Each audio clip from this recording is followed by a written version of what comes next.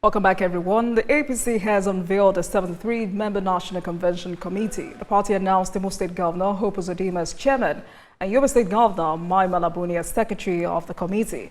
Governor of Kwara State and chairman of the Nigeria Governors Forum, Abdurrahman Abdulrazak, has been appointed vice chairman of the 73-member committee. But as the party moves ahead with preparations for its national convention, questions are being raised about internal reward systems, youth inclusion, and whether the APC is doing enough to motivate its grassroots supporters. National Publicity Secretary of the APC, Dr. Felix Morka, is on the program tonight to put some perspectives to this conversation and what this means for party unity and future electoral success. Dr. Morka, thank you very much for joining me on the program this evening. Welcome to Politics Tonight. Thank you. Thank you very much. Thank you. Right, so I've seen the explanation given for the exclusion of states like Osun, Ekiti, Rivers, and the FCT. But when party leaders say this move is aimed at strengthening internal democracy and preparing for future elections, but there are critics who have argued the party conventions often favor incumbents or specific factions within the party. How will the ruling party guarantee an open and competitive process for all aspirants? Well, thank you very much. Now, we have announced the schedule for our congresses and our national convention. Yes, the committee you referred to is the committee that's been set up to help conduct the program of the national convention. Now, in our congresses, we're guided by our constitution and, of course, by some of the relevant provisions of the Electoral Act. It is not meant to, reward or to favor anyone, whether incumbent party executives or those who are aspiring. It is meant to organize a process that will select those who govern the party, in the respective offices, from the national working committee to the state and then to the local government and the wards. So it's a process that is statutory, that has very strict laid down guidelines and procedures. So we are very excited that we are again back to that season where we elect the officers of the party at all levels, from the ward to the national level. Some party members argue that a 73-member committee is excessively large. So is this about inclusiveness or political compensation? How does the party ensure that a large committee remains effective for the purpose given? Look, the committee you're referring to, just to be clear, is the committee, it's called the National Convention Committee. That is the committee that is charged with the job of organizing and facilitating our national convention. Now, the national convention is designed to elect national officers of the party only. Before the national convention, which is the terminal program in that process, we will have the ward congresses, the local government congresses, the state congresses, the zonal congresses before the national convention. So the national convention has nothing to do with the ward to the zonal elections of party officers. So the question you're asking is, again, I think must relate to the national convention. That committee, which is headed by Governor Hope Uzodimma, is charged exclusively with the national convention and conducting that convention. There are other committees that we are putting in place to conduct the ward congresses, the local government congresses, and the state congresses and the zonal congresses before the national convention, which again elects only the national officers of the party. All right, so let me also let you know, Dr. Morka, that for every concern I raise here tonight on the program, these are concerns that have been raised by members of your party, whether or not openly or secretly. And another one which some members of your party, this is quite popular. They are asking party elders to uphold the existing zoning arrangements in the interest of unity, equity, and justice ahead of the national convention. Now, the leadership in various geopolitical zones, they're asking these leaders to look into microzoning arrangements on the basis of balance and equity. Why should that be a major concern for members who should ordinarily trust the system? Well, politics is about interest, isn't it? It's about competing interests and competing alternatives. So you can have a political system with, participants who don't, express themselves or make their own case for what it is they believe is, preferred or favorable to them. But again, we're a political party, and balancing those interests is what we do best.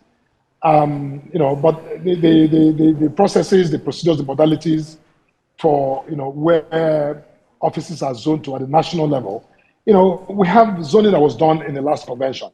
Now, I believe that zoning system will remain and will be applied, in the next convention. So, if people are agitating, hopefully when they understand that none of that is changing, maybe that will down some of the, complaints you suggest some people have made, but we're not aware of some of these concerns, quite frankly. All right.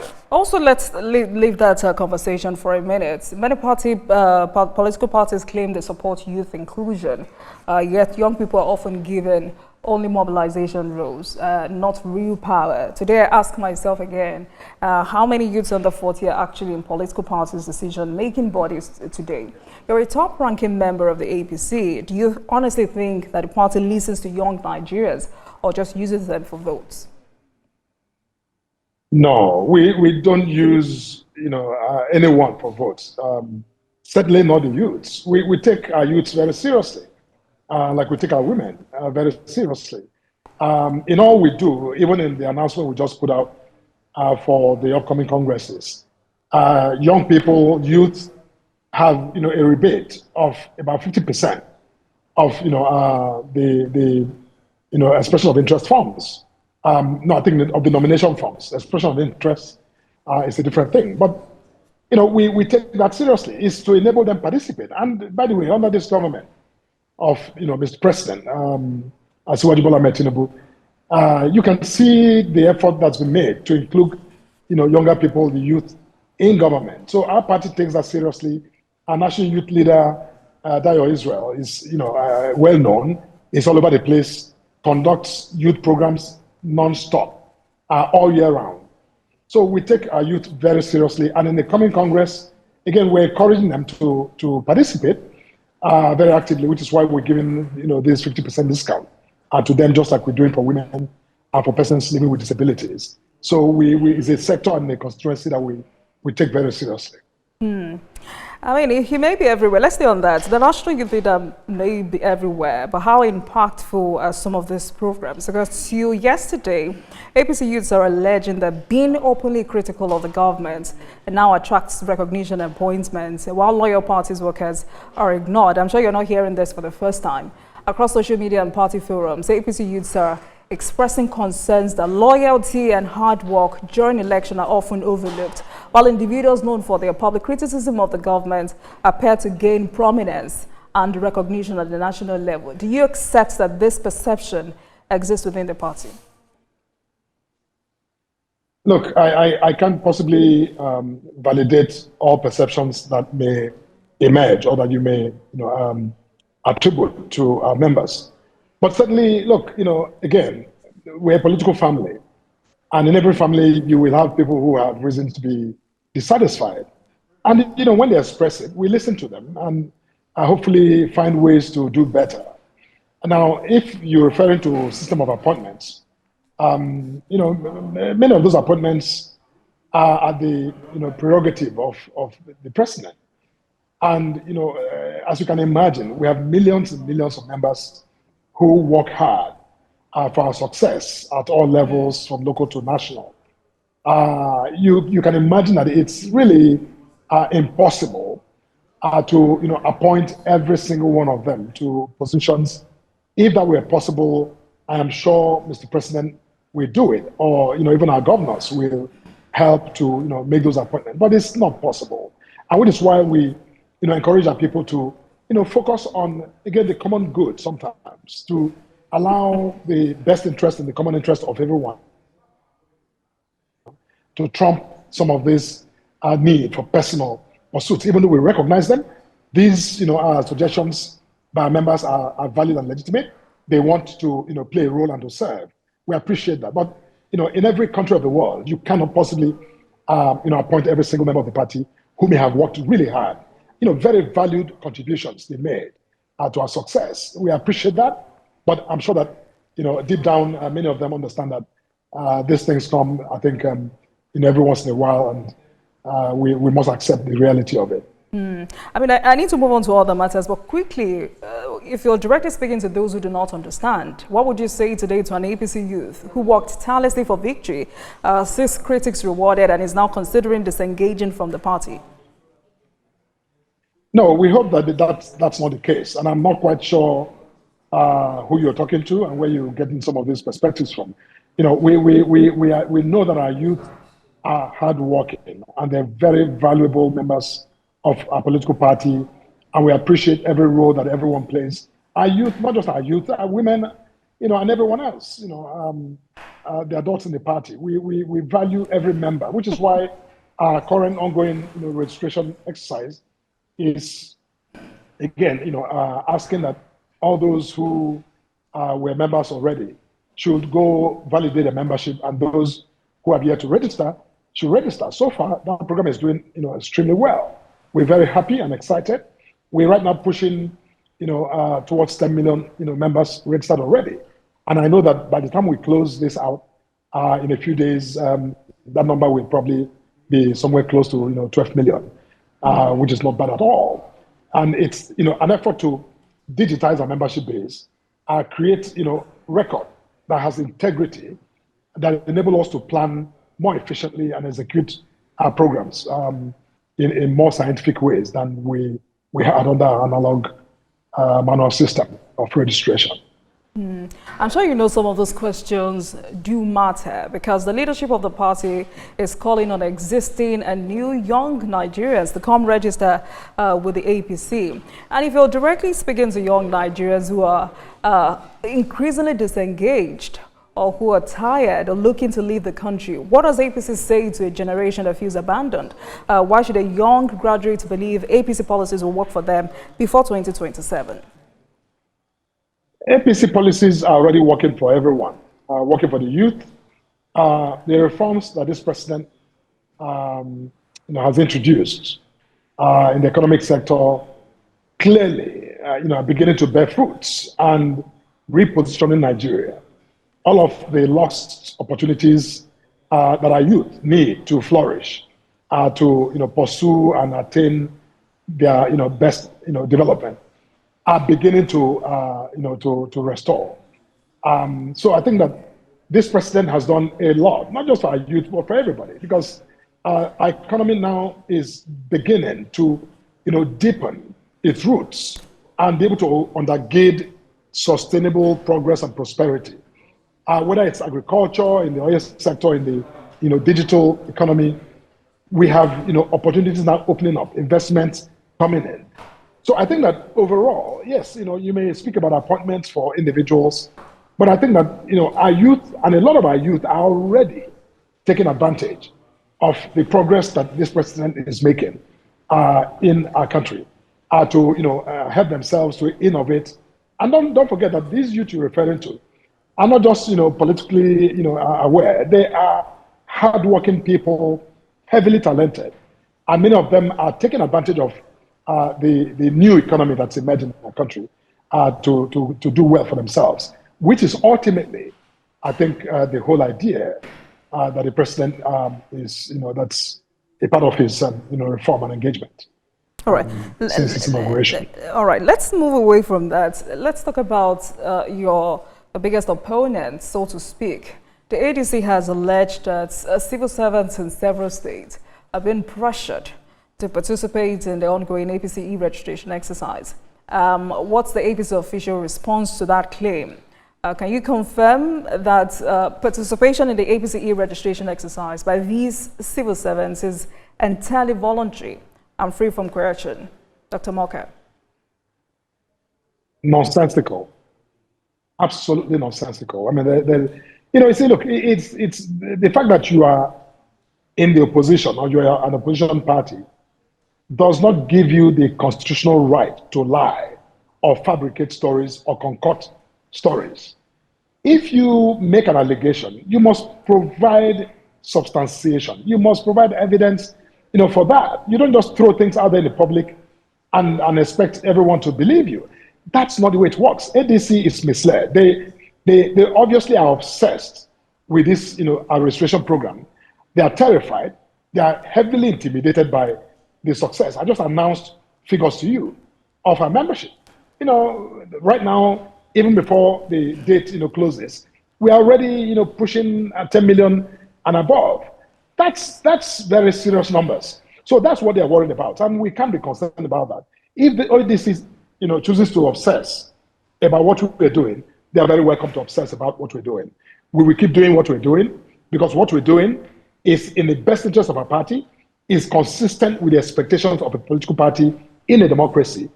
Rather than worry about themselves and worry about what they are offering Nigerians, they don't, because they have nothing to offer Nigerians, and yet they want to obsess about what the APC is doing.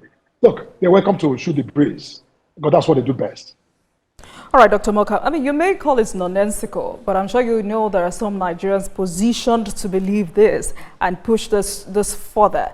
But when you consider the sensitivity of mixing civil service duties with partisan activities, how does the APC address concerns about potential politicization of the civil service? No, I just told you that no such thing happened. Now, it's not my job to prove that nothing like that happened. It's the responsibility of those who are making the allegation, the ADC, to tell Nigerians why they think that happened. So I don't need to respond any further to, a system of lies, people who simply are pursuing an aggressive program of disinformation, to attempt to discredit, Nigeria's preeminent effort by a political party to digitize its membership base, to innovate in a way that no other party in this country, maybe even on the continent, has done. So, we're very proud of what we're doing, and we're not going to waste more time answering people who simply sit back, do nothing, concoct stories, tell lies, and, just to cast aspersion. That's not, it's not worth dignifying with further response. And you must have heard former Vice President Atiku Abubakar recently describing your party members as urban bandits. And he also called this government a satanic status quo. How do you respond to such extreme political rhetoric, Dr. Morka? A man, irrespective of his status, who is capable of speaking in those really, in that sort of, language. That's beneath someone who served in the role of vice president to use those words to refer to anything, whether a political party or any system of or group of people. Look, the former vice president will continue to struggle because the language you just credited to him, I think tells all the story that Nigerians need to hear and understand, which is that this is speaking from the abundance of utter desperation. This is someone who had the opportunity to serve as vice president, who did nothing for Nigeria, whose record, even according to his own principal, the former president Olusegun Obasanjo, was sordid. So look, when he speaks, because he is attempted to be president, and Nigerians have refused him, and have continued to refuse him, and will continue to refuse him, because they know him. They know that he has not got the the leadership, skills or competence or even love of country to serve as president. So, I leave him to his fate. Hopefully Nigerians will deliver, a final word to him if he attempts to run again, which of course he has every right to run. But should political leaders be held accountable for inflammatory languages? Look, certainly I think that, Nigerians will penalize or reward those who speak, foul language or who speak with decorum. But, the higher you go, usually in systems, even in the police or military system, we often believe that the higher you go, the more you meet people who are refined, who are, more, inclined to civility. But when a former vice president speaks that kind of language, I think it's up to Nigerians to decide what to do with him. But they have dealt with him in the past, and I'm quite sure that they stand ready to deliver a miserable defeat if he attempts to run again this time. But why do you think these former allies of the president are now united against him? It's been a week since the former special advisor to the president on political matters, I'm talking about Hakeem Baba Ahmed, said the president's record on the economy and security is very poor. I'm asking you tonight, would this alliance exist if these policies benefited them personally? Look, these are people who are, internally displaced, many of them, including Hakeem Baba Ahmed. I don't know why, he would, say those things. Whatever he says, that's his view. It's his personal opinion. I'm quite sure that the vast majority of Nigerians disagree with him in any assessment of the president's economic performance. Look, fact is, people who want to aspire to political office will find a platform anyhow, whether it's real or not. They will find a platform to express that interest, and that's their democratic right to aspire. So we don't question anyone who is congregating in any party or any opposition party or platform to try to compete. They are welcome to compete, which is why we don't mind them that much. We are focused on our own business, which is to continue to reform our party, position our party to do well, to convince Nigerians that we are worthy of their mandate and that this president is worthy of the office to which he's been elected, and will be seeking a second term. That's our business. Every day we gather at the office and we have discussions in our committees. That's all we discuss. We're not busy worrying about ADC or Labour Party or, for that matter, the PDP. They should worry about themselves. And when the time comes, it is Nigerians that we look up to make that sovereign decision about who governs our country. All right, please help us with some clarification to the story that broke last week. There was a development indicating that the APC, the leadership of the APC, has ruled out automatic ticket to governors who have just joined the party. Is this true? If true, what is the rationale behind this decision, Dr. Morka? No, we have made no such announcement, and I cannot, verify that at this point. I mean, these are matters that the party decide on. But again, our constitution governs, and under our constitution, everyone is free to aspire. Those who are eligible are free to aspire to contest offices, and I think that's the position of the party. If there's any exceptions made, that would be discussed at the highest levels of the party, and those will be announced using the usual party organs for communicating important decisions of the party. Dr. Morka, please, let's be clear. Are you saying this story is false or this report is under review?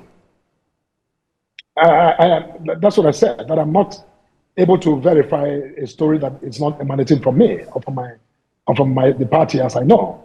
If it's a news report, well, it's a news report, but we haven't put out any such information, so I cannot confirm external sources. I'm the national spokesman of my party, of the All Progressives Congress. I do not confirm information from other sources that I know nothing about. All right, so it means the story is false. All right, thank you very much for speaking with us tonight. National Publicity Secretary of the APC, Dr. Felix Morka. Thank you so much for your time. Thank you so much. All right. Let's go on a short break, and when we return, we'll talk electricity matters with energy expert Dan Kuli. Please stay with us.